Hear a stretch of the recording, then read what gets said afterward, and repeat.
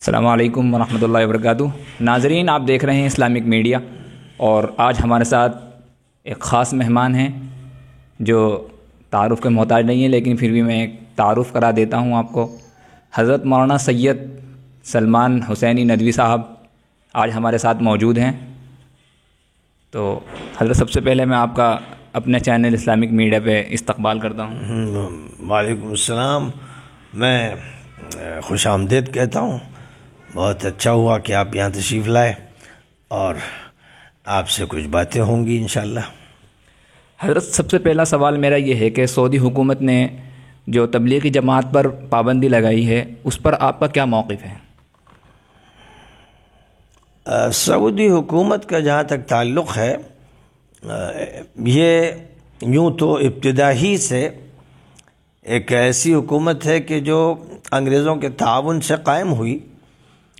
شاہ عبدالعزیز کو انگریزوں کی طرف سے تنخواہ ملتی تھی،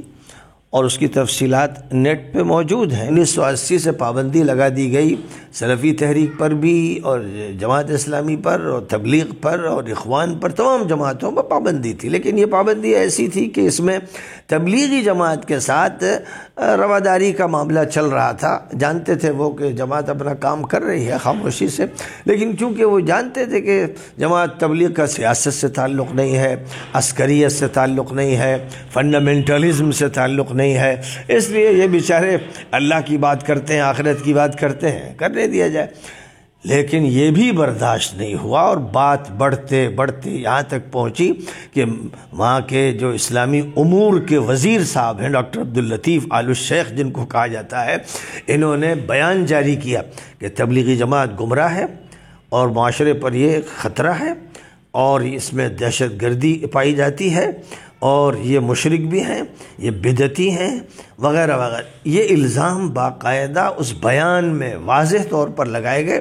اور یہ بھی واضح کر دیا گیا کہ یہ جماعت ہے جو 100 سال پہلے ہندوستان میں وجود میں آئی تھی، اور اس کے بعد یہ جب سعودیہ میں آئی تو ابن باز نے اس کے خلاف فتویٰ دیا، محمد ابن ابراہیم آل الشیخ نے اس کے خلاف فتویٰ دیا، ابن عثیمین نے اس کے خلاف فتویٰ دیا۔ یہ بیانات دیے گئے، اور تمام مساجد کے خطبہ کو پابند کیا گیا وزیر کی طرف سے کہ وہ اس جماعت کے خلاف، اس کی گمراہیوں کے خلاف، اس کی خطرناکی کے خلاف، اس کی دہشت گردی کے خلاف تقریریں کرے۔ اور جمعہ طے کیا گیا کہ دسمبر کا جو اس سے پہلے کا جمعہ، بلکہ 2 ہفتے ہو گئے، اس جمعے میں تمام مساجد میں بیان کیا جائے، اور عوام سے بتا دیا جائے کہ یہ جماعت ممنوع ہے، گمراہ ہے،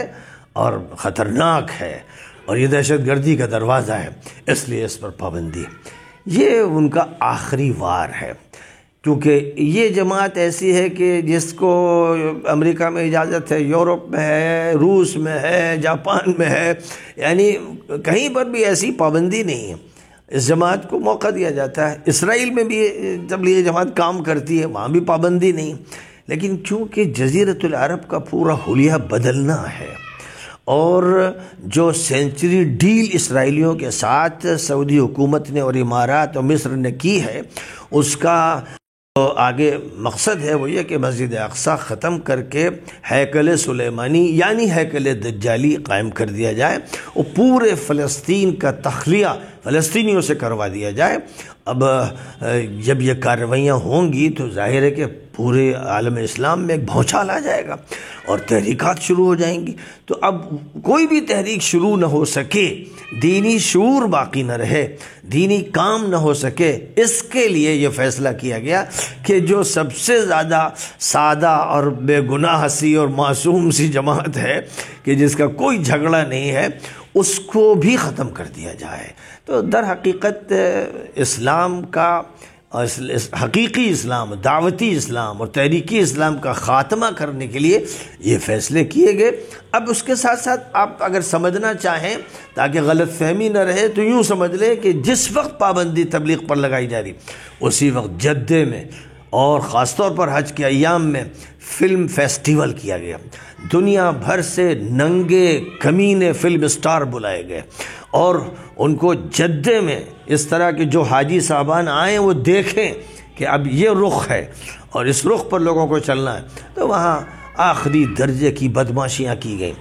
پھر یہ کہا گیا تھا کہ 300 سینما ہال ملک میں کھولے جائیں گے اور 10 سینما ہال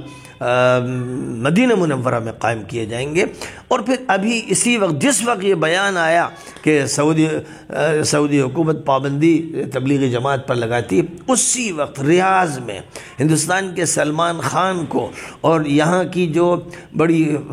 فحاش قسم کی جو ایکٹریسز ہیں ان کو بلایا گیا اور وہاں پر ایک کنسرٹ کیا گیا۔ ننگ دھڑنگ افراد نے، مردوں نے اور عورتوں نے اور لڑکیوں نے ایک زبردست مظاہرہ کیا، گویا یوں کہیے کہ اسلامی نظام، اسلامی اخلاق، اسلامی تہذیب کے خلاف ایک بغاوت چھیڑ دی، گویا بالکل جیسے کوئی اشارہ کر کے کہے نعوذ باللہ کہ محمد صلی اللہ علیہ وسلم آپ کے دین کا خاتمہ ہو گیا ہے، اب آپ کی نہیں چلے گی، اب ہماری چلے گی، یہودیوں کی چلے گی، عیسائیوں کی چلے گی، جس کا بڑا مظاہرہ یہ ہوا کہ دنیا کا سب سے بدبخت،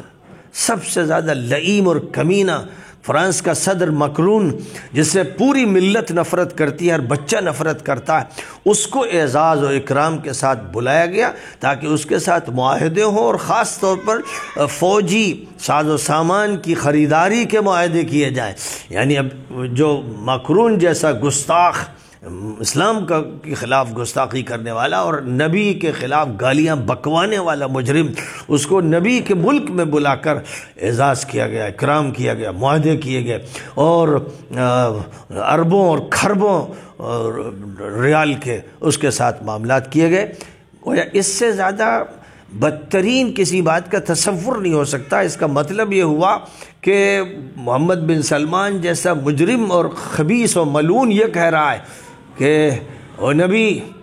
جو آپ کے خلاف بات کرتا ہے، گستاخی کرتا ہے، ہم اس کو عزت دیں گے، ہم اسے اسی ملک میں بلائیں گے، اس ملک کا تعلق اب آپ سے نہیں رہ گیا، اب اس ملک کا تعلق صہیونیت سے ہے، صلیبیت سے ہے، اور ہم مشرکوں کو بھی بلائیں گے، ان کو بھی اعزاز دیں گے۔ تو گویا یہ نبی کو چڑھا رہے ہیں،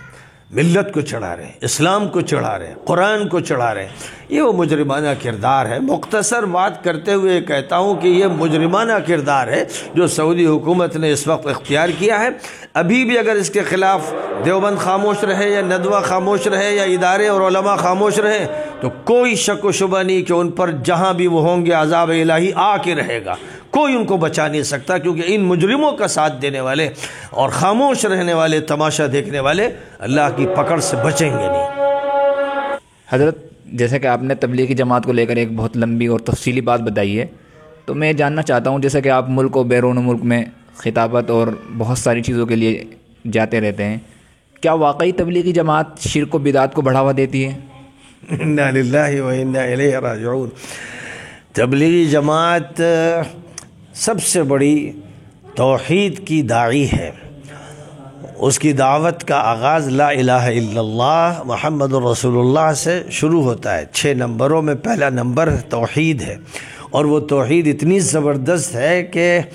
جس میں قرآن پاک کی مکمل ترجمانی ہے کہ جو کچھ ہوتا ہے اللہ کے فیصلے سے ہوتا ہے، اللہ کے اذن سے ہوتا ہے۔ جس توحید کا تذکرہ سعودی حکومت کرتی ہے یہ سیاسی توحید ہے، یہ منافقانہ توحید ہے کہ جس میں مسجد میں تو توحید ہوتی ہے لیکن سیاست میں مشرکانہ نظام ہے، اور تجارت میں یہودیوں کا نظام ہے، اور جناب والا معاشرت میں عیسائیوں کا نظام ہے۔ وہاں موحدانہ نظام نہ حکمرانی کا ہے، نہ سیاست کا ہے، نہ تمدن کا ہے، اور نہ مالیات اور معاشیات کا ہے۔ وہ سب نظام جو ہے وہ مبنی ہے مغربیت زدگی پر، اور تبلیغ کا جہاں تک تعلق ہے اس کی دعوت ہی اصلاً اور اساساً توحید کے لیے ہے۔ اور اس کے بعد پھر یہ کہ محمد الرسول اللہ حضور حضرت محمد صلی اللہ علیہ وسلم اللہ کے پیغمبر ہیں، تو ان کا اتباع کرنا ہے، سنت میں ہی نجات ہے۔ تو اس اعتبار سے وہ بدعت سے بھی لوگوں کو بچاتے ہیں، شرک سے بچاتے ہیں، توحید سے وابستہ کرتے ہیں، اور نبی کی غلامی کی طرف لے جاتے ہیں۔ یہ ان کا کام ہے، اور یہ کام ایسا ہے کہ جیسے کہتے ہیں درخت اپنے پھل سے پہچانا جاتا ہے۔ لاکھوں انسان مشرکانہ ماحول سے، فاسقانہ ماحول سے، جماعت کی کوششوں سے نکلے اور ایسے پکے موحد اور نیک اور صالح اور متقی اور سنت کے پابند بن گئے کہ وہ صرف ایسا لگتا ہے کہ جیسے ایک کرامات ہو، یعنی وہ اس دور کا ایک جیسے اسلام کا معجزہ ہے جو ظاہر ہوا۔ تو یہ ایک حقیقت ہے۔ اچھا حضرت، جیسے کہ موجودہ سعودی حکومت نے تبلیغی جماعت کو لے کر پابندی لگا دی ہے، تو کیا ہندوستان میں اس کے مضر اثرات رونما ہو سکتے ہیں؟ ہندوستان میں اس کے مضر اثرات ظاہر ہونے لگے ہیں۔ کئی چینلز پر حوالہ دیا گیا کہ جب سعودی عرب جو اسلام کا سب سے بڑا نمائندہ ہے اور جہاں مکہ اور مدینہ ہے، جب وہ یہ کہہ رہے ہیں کہ یہ جماعت خطرناک ہے اور اس میں دہشت گردی پائی جاتی ہے، تو ہمیں تو بدرجہ اولیٰ یہ کہنا چاہیے۔ اور مطالبہ شروع ہو گیا ہے مختلف تنظیموں کی طرف سے کہ تبلیغ پر پابندی لگائی جائے، دیوبند پر پابندی لگائی جائے، یعنی دیوبند دارالعلوم دیوبند پر پابندی لگائی جائے، جمیعت العلماء پر پابندی لگائی جائے، کیونکہ دیوبند کے ذمہ دار یہ کہہ رہے ہیں تبلیغ ہماری ہے، یہ ہماری جماعت ہے۔ تو ظاہر ہے کہ اگر یہ آپ کی جماعت آپ کے سب سے بڑے مقدس ملک کے ذمہ داروں کے نزدیک دہشت گرد ہے، تو آپ بھی دہشت گرد ہیں اور آپ ہی سے دہشت گردی پیدا ہوئی۔ تو یہ جو بات کہی گئی صرف تبلیغ سے متعلق، وہ بات بہرحال دارالعلوم کو بھی متاثر کرے گی، جمیعت العلماء کو بھی متاثر کرے گی، اور پھر اس ضمن میں تمام علماء کو متاثر کرے گی۔ اور یہ بات مولانا ارشد صاحب نے اپنے بیان میں کھل کر کہی کہ یہ ہماری تنظیم، سفیر صاحب سے جب مولانا ملے تو کہا کہ آپ جو بات کہہ رہے ہیں یہ تو ہمارے خلاف بھی جا رہی ہے اور جمیعت العلماء کے خلاف بھی جا رہی ہے، تو اس کا مطلب یہ ہوا کہ ہم سب دہشت گرد ہیں۔ آپ نے مولانا ارشد مدنی صاحب کا نام لیا ہے، تو حضرت مولانا سید ارشد مدنی صاحب نے تو اپنے انٹرویو میں یہ بھی کہا ہے کہ سعودی حکومت میں یا سعودی عرب میں تبلیغی جماعت کو لے کر کوئی پابندی نہیں لگی ہے۔ مولانا ارشد مدنی کا جو واضح بیان ہے اور جس کے بعد پھر وہ سفیر سے ملنے گئے، اس سب میں یہی ہے کہ بھئی جماعت پر جو پابندی لگا دی گئی اور اس کو دہشت گرد قرار دیا گیا، اور یہ کہ وہ شرک کی داعی ہے، یہ بالکل غلط ہے اور اس بیان سے رجوع کرنا چاہیے۔ تو جو مولانا کی بات ہے، ذمہ دارانہ بات ہے مملکت سعودیہ کے سفیر سے، وہ تو اسی پر مبنی ہے، اور اس میں سفیر صاحب یہ نہیں کہہ رہے ہیں کہ ایسا نہیں ہوا ہے، پابندی نہیں لگائی گئی، وہ مان رہے ہیں کہ ایسا ہوا ہے اور آپ کی بات وزیر صاحب تک پہنچا دی جائے گی۔ ایک طرف یہ، دوسری طرف دیوبند کے دارالعلوم کے جو محتمم صاحب ہیں، مفتی ابوالقاسم صاحب، انہوں نے بیان جاری کیا، دارالعلوم کے لیٹر پیڈ پہ جاری کیا، جس میں سعودی حکومت پر اعتراض کیا گیا اور یہ کہ تبلیغ پر جو الزامات لگائے گئے ہیں بالکل بے بنیاد ہیں۔ پھر اس کے بعد مولانا محمود صاحب نے زبردست بیان دیا، انہوں نے سعودیہ کی اس پالیسی کے خلاف بھی بیان دیا اور تبلیغی جماعت کا زبردست دفاع کیا۔ تو بہرحال مولانا سجاد صاحب نے بہت تفصیلی بیان اردو میں بھی دیا اور عربی میں بھی دیا، اور مولانا تقی عثمانی صاحب پاکستان میں ایک وفد لے کر سعودیہ کے سفیر سے جا کر ملے اور شکایت کی کہ جو سعودیہ نے فیصلہ کیا ہے بالکل نامناسب ہے۔ مولانا طارق جمیل صاحب پورے ایک وفد کو لے کر گئے، انہوں نے ملاقات، کہیں بھی یہ نہیں کہا گیا کہ یہ پابندی تبلیغ پر نہیں ہے، بھائی یہ تو لوگوں نے غلط مشہور کر دیا، کوئی یہ نہیں کہہ رہا ہے۔ اب اگر کوئی یہ بول رہا ہے، وہ چاہے مولانا ارشد ہوں یا کوئی بھی ہو، یہ کہہ رہا ہے کہ پابندی تبلیغ پر نہیں لگی، تو اس کا مطلب وہ اپنا مذاق اڑا رہا ہے، وہ اپنے کو چڑھا رہا ہے، اور وہ یہ بتا رہا ہے کہ میں مغالطہ انگیزی بھی کرتا ہوں، میں دھوکہ بھی دیتا ہوں۔ تو یہ تو بہرحال ایک اتنی گھٹیا بات ہے کہ اس کی طرف توجہ بھی نہیں کی جائے گی۔